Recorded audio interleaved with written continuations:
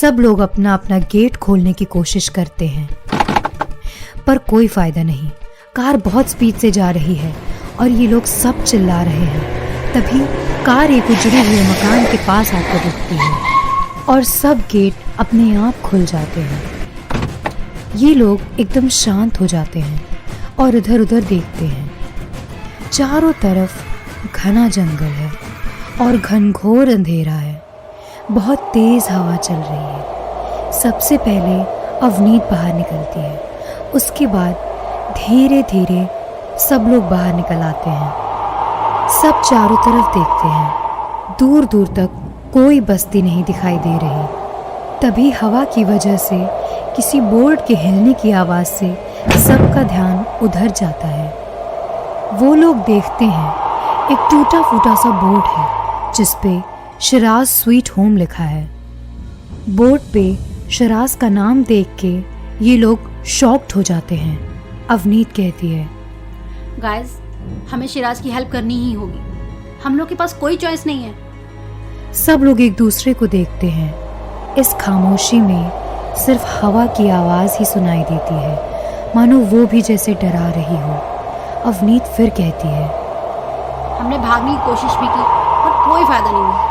इसलिए हमें जितना जल्दी हो उसका काम खत्म करके इस बिन बुलाई मुसीबत से छुटकारा पा लेना चाहिए। अवनीत की ये बात सुनकर अरिशफा कहती है, रियली? बिना बुलाई मुसीबत? नहीं अवनीत, वो हमारी बुलाई हुई है। इस पर आवेश कहता है, अरे इसकी माँ का, ये तुम लोग की चिक चिक चक चक फिर शुरू। इधर खड़े होकर टाइम खोटी काय को, अंदर चलते हैं और बेसमेंट ढूंढते हैं क्या? मानव कहता है, हाँ, जितना जल्दी हम ये काम खत्म कर लेंगे उतनी ही जल्दी हम इस आफत से छूटेंगे। फिर सब लोग अंदर की तरफ बढ़ते हैं। अवनीत, अरिशफा, मानव और आवेश एक टूटे से गेट में अंदर घुसते हैं। जैसे ही अंदर एंटर होते हैं, उनके सर पे से एक कबूतर उड़ के जाता है। सब एक बार को डर जाते हैं। तभी अरिशफा के सर पे छिपकली गिरती है और वो जोर से चिल्लाती है। सब उसकी तरफ देखते हैं और उसे शांत होने का इशारा करते हैं। सब लोग चारों तरफ देखते हैं कि शायद कहीं कुछ क्लू मिल जाए। तभी मानव की नज़र एक आधी खुली अलमारी पे पड़ती है। वो वहां जाकर धीरे से उसे खोलते हुए उसमें कुछ देखने लगता है। आवेश कहता है, घंटा उसमें क्या देख रहा है? बेसमेंट का रास्ता उसमें नहीं मिलेगा। मानव कहता है, नहीं यार, इसमें कुछ डायरीज है, शायद कुछ मिल जाए। इधर अवनीत भी बेसमेंट को ढूंढने के चक्कर में एक पलंग के नीचे देखती है। जैसे ही वो नीचे झांकती है, वहाँ बहुत सारे कॉकरोच निकलते हैं, जिससे वो डर के पीछे हट जाती है। कॉकरोच उड़ के अवनीत के ऊपर आते हैं, जिससे अवनीत डर जाती है और वो उन्हें हटाने की कोशिश करती है। तभी आवेश नोटिस करता है कि कॉकरोच उड़ उड़ के बार बार एक ही जगह बैठ जाते हैं। जहाँ वो बैठ रहे हैं वहाँ एक कारपेट पड़ा है। आवेश सोचता है कि आखिर ये कॉकरोच इसी कारपेट पे क्यों बैठ रहे हैं। हो ना हो इस कारपेट के नीचे ही कुछ है। इससे पहले वो सबको ये बताए, अवनीत का पैर उस कारपेट पे पड़ता है और वो नीचे किसी गड्ढे में गिरती चली जाती है। अवनीत के चीखने की आवाज आती है। सब लोग शॉक्ड हो जाते हैं और उस तरफ भागते हैं। तभी अरिशफा के पैर में टूटी हुई खिड़की का कांच घुस जाता है और बहुत सारा ब्लड निकलने लगता है। वो भी दर्द से चीख उठती है। आवेश अरिशफा को संभालता है और मानव उस गड्ढे के पास जाकर अवनीत को आवाज लगाता है, अवनीत! अवनीत!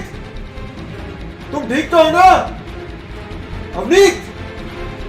तभी अवनीत धीमी सी आवाज में बोलती है, या आई एम ओके। अरिशफा को क्या हुआ? मानव उसे बताता है और कहता है, don't worry, she is fine. तभी मानव के हाथ से वो डायरी छूटकर नीचे गिर जाती है। अवनीत कहती है, आउच! ये क्या है? मानव कहता है, कुछ डायरीज है, शायद सिराज की हो। अवनीत कहती है। ओके, मैं देखती हूँ। तभी आवेश आता है और कहता है। हम सबको नीचे चलना चाहिए। ये लोग सोच रहे होते हैं, तभी मानव अनजाने ही एक हैंडल के ऊपर हाथ रख देता है, जिससे एक झटके के साथ उस गड्ढे में से सीढ़ियां निकल आती हैं।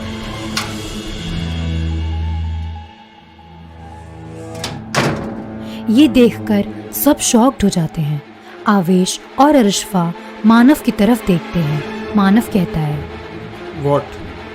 आई डोंट नो ये कहाँ से और कैसे आई। सबके फेस पे डर है और सबकी हालत खराब है। तभी अरिशफा कहती है, गाइस, मुझे बहुत डर लग रहा है और पता नहीं क्यों मुझे यहाँ कुछ भी सही नहीं लग रहा। मैं तो कहती हूँ अभी भी टाइम है, यहाँ से निकल लेते हैं। आवेश कहता है। आई नो हम सब डरे हुए हैं, पर ऐसे अवनीत को यहाँ अकेला छोड़कर हम नहीं जा सकते। इस पर अरिशफा कहती है कि मैं उसे अकेला छोड़ के जाने को नहीं कह रही, उसको बोलो सीढ़ियों से ऊपर आ जाए।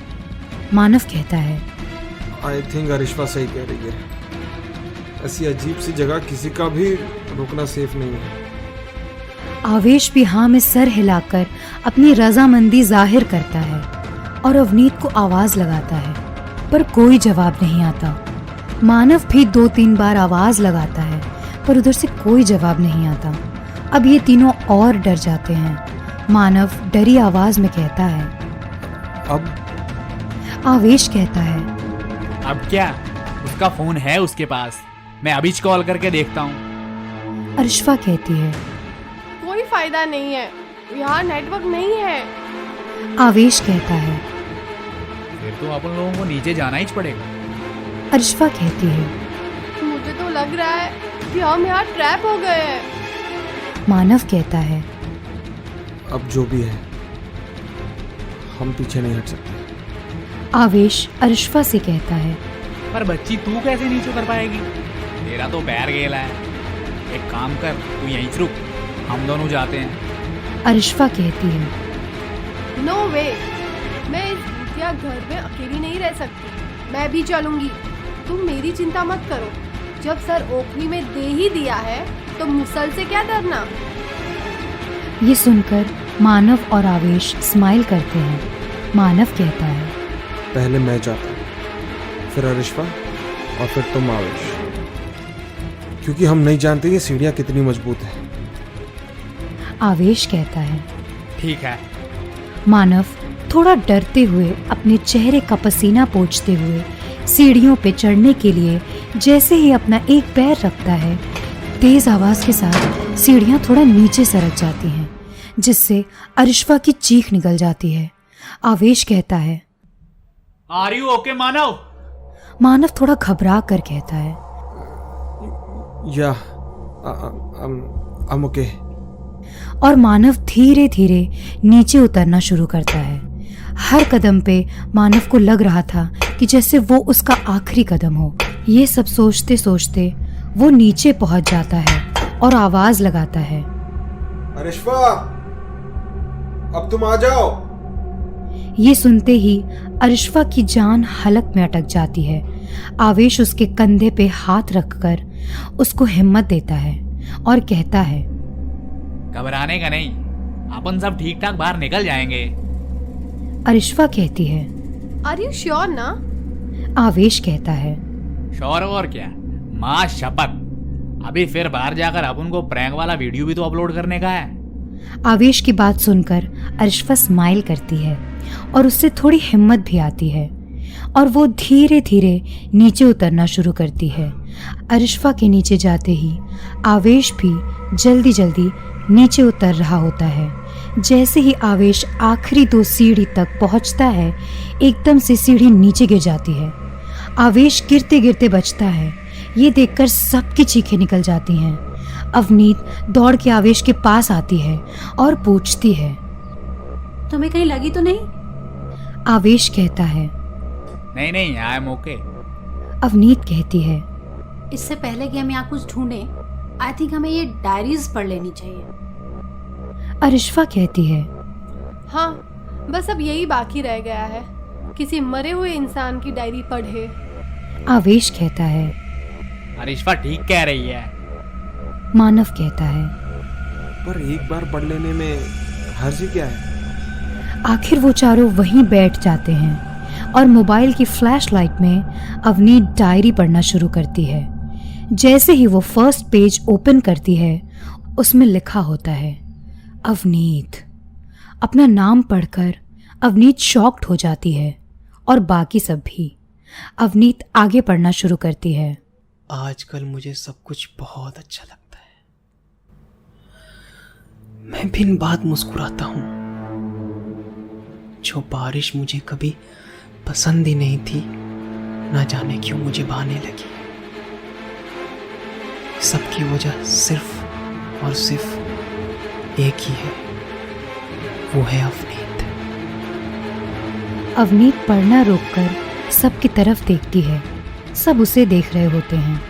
अरिश्वा कहती है, इस डायरी से एक बात तो पता चल गई कि ये शिराज पहले से ही अवनीत को जानता है, इसीलिए सिर्फ अवनीत से ही बात की इसने। अवनीत कहती है, कुछ भी, मुझे याद नहीं आ रहा कि मैं किसी शिराज को जानती हूँ। और फिर दुनिया में सिर्फ एक मेरा ही नाम तो अवनीत नहीं है ना। मानव कहता है। आगे पढ़ो, सब पता चल जाएगा। अवनीत आगे पढ़ना स्टार्ट करती है। अच्छा लगता है उसे देखना जब वो बेंच पर बैठकर बुक पढ़ती है और हवा से उसके बाल उसके गालों को चूमते हैं और वो उन्हें अपनी पतली पतली लंबी उंगलियों से कान के पीछे कर देती है। अच्छा लगता है जब वो मेरे फुटबॉल मैच देखने आती है। अब मानव अवनीत को रोकते हुए कहता है, 1 मिनट अवनीत, फुटबॉल मैच देखने तुम आती थी कॉलेज में, लेकिन मुझे देखने अब ये कौन है? तभी अवनीत कुछ सोच कर कहती है, शायद मैं जानती हूँ ये कौन है। तीनों पूछते हैं, कौन? अवनीत कहती है, मुझे अब याद आ गया कि ये वही शिराज है जो हमारे कॉलेज में न्यू एडमिशन था, वो भी सेमेस्टर के बीच में। अरिश्वा कहती है। आगे पढ़। अवनीत फिर पढ़ती है। अच्छा लगता है जब मैं उसके पीछे बैठकर उसके रेशमी बालों से खेलता हूँ और उसे पता भी नहीं चलता। जब वो सफ़ेद चूड़ीदार पहनती है तो ऐसा लगता है कि दिन में ही चांद की चांदनी बिखर गई हो। ये पढ़कर अवनीत रुक जाती है। मानव कहता है, क्या हुआ, रुक क्यों गई? आगे पढ़ो। अवनीत कहती है। बस इतना ही लिखा है, आगे के पेज खाली हैं। मानव कहता है, कुछ पेज पलट कर देखो, शायद आगे कुछ लिखा हो। अवनीत पन्ने पलटकर देखती है और कहती है, यहाँ लिखा है। अरिश्वा कहती है। तो पढ़ आगे, क्या लिखा है? अवनीत कहती है, लिखा है, न जाने क्यों आजकल कुछ भी अच्छा नहीं लगता। मैं जिस काम के लिए आया था या भेजा गया था, मैं उस मकसद से भटक रहा हूँ। उस वक्त लगा था ये तो मेरे लिए बहुत ही आसान होगा करना, पर अब अवनीत को देखकर, उसे मिलकर, उसकी मासूमियत से मुझे डर लगने लगा है। वो ऐसी है जिसे किसी को भी प्यार हो जाए, और शायद मुझे भी हो गया है, और मैं उसे कोई भी चोट नहीं पहुंचाना चाहता। क्या करूं? उसे सब कुछ बता दूं? हाँ, ये ठीक होगा। मैं उसे आज ही सब कुछ बता दूंगा। ये सब पढ़ते पढ़ते अवनीत की आंखें भर आती हैं और वो रुक जाती है। आवेश कहता है, क्या हुआ, तुम चुप क्यों हो गई? आगे कुछ लिखा नहीं है क्या? अवनीत कहती है। लिखा है। मानव कहता है, तो पढ़ो क्या लिखा है, आखिर पता तो चले कि इस शिराज के मन में क्या था और वो क्या करने आया था, उसे किसने भेजा था। अवनीत कहती है। आगे मुझसे नहीं पढ़ा जाएगा। अरिश्वा कहती है। तो ला डायरी, मुझे दे, मैं पढ़ती हूँ। अरिश्वा अवनीत से डायरी लेके पढ़ना शुरू करती है और कहती है, आगे लिखा है। नहीं कह पाया, कुछ भी नहीं कह पाया। आज वो मेरे रूम पे आई थी, तब भी मैं उसे नहीं बता पाया। मुझे लगता है मुझे यहाँ से किसी को बिना कुछ कहे चले जाना चाहिए, हाँ, यही ठीक होगा। मैं अपने घर चला जाता हूँ और वो मुझे कहीं से भी ढूंढ लेगा, और अगर उसने मुझे ढूंढ लिया तो मुझे नहीं छोड़ेगा। जो भी हो, मैं आज ही यहाँ से निकल जाऊँगा। तो क्या शिराज वहां से अवनीत को छोड़कर जा पाया? क्या हुआ शिराज के साथ? ये और ऐसे बहुत से सवाल जानने के लिए इंतजार कीजिए हमारे अगले एपिसोड का। बने रहिए हमारे साथ। हम हैं टैंजेंट वेब पॉडकास्ट।